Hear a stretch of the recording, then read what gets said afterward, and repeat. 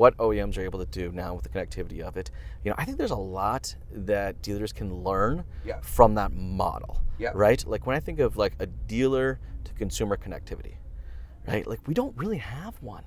Right. It's just like we try to pick it up from time to time, but we don't necessarily have this immediate connectivity place, right? Yeah.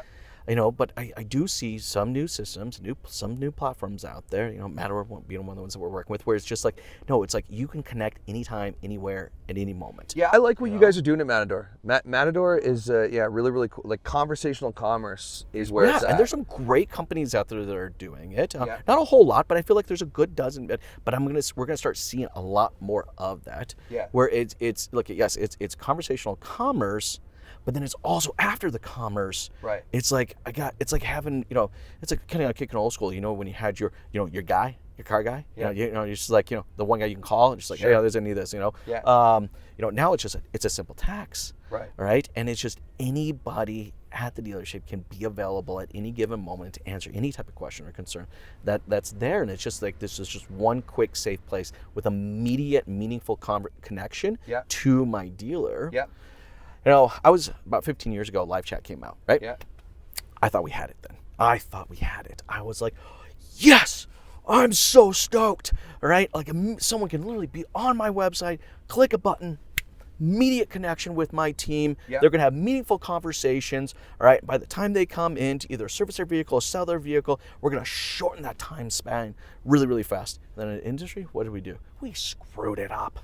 We turn it into a damn lead generation product. Sure. The intent of all, we're the only vertical that does that, by the way. If you look at every other vertical that utilizes live chat, it is either designed to support and assist the consumer in whatever they're looking for, either through the purchasing journey or on the support side of the inform them. Like just inform them with what information are you looking for? We're the only ones that took that tech and decided to turn it into a lead generation with the intent of getting your first name, last name, email address, phone number, blood type, shoe size, and firstborn. Sure. Just so I can send you a automated templated email saying thank you for your inquiry. Yeah. And then I may not hear from anybody.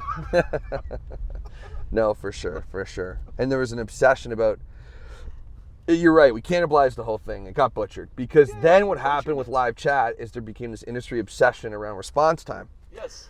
And then it was like gaming the response time became a thing, and then we automated it, and then we defeated the whole fucking purpose. Are we supposed to swear on this, by the way? Oh, it's Automotive show. Are you kidding me? Okay. 4-letter words and 3-letter acronyms is what literally makes up the Automotive. But we butchered it because it all became about response time, and then we automated the response time, and then it was like you got to get back to them in under 20 minutes, 15 minutes, 12 minutes, 8 minutes, 7 minutes, says this stat, and there's all these made-up KPIs that were getting thrown at us, and you're right, and then it just turned into like an automated. We lost it. We had an opportunity. We had it was an there, opportunity. and it was there. It was there. Then we lost it.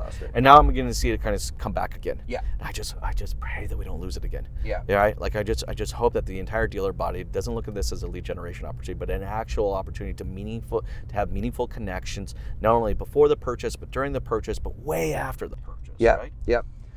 So I think that like dealers really need to audit what their kind of internal operations look like to manage those conversations today. Yeah. Because it's one thing, like a lot of them are like, oh, it's like an app on the salesperson's phone in the showroom or at home. And then if that salesperson's busy or they're working the floor and their showroom up's walking in, like who's actually really responding? Sure. And so, some of the most powerful dealers we see with the best conversions, the best consumer engagements, they've really invested in that BDC center. 100%. Thanks for tuning in to the Strategy with Jason podcast with your host, Jason Harris. Don't want to miss new content? Be sure to check out the full podcast library at strategywithjason.com to stay in the know. Remember to like, comment, and subscribe. Happy podcasting.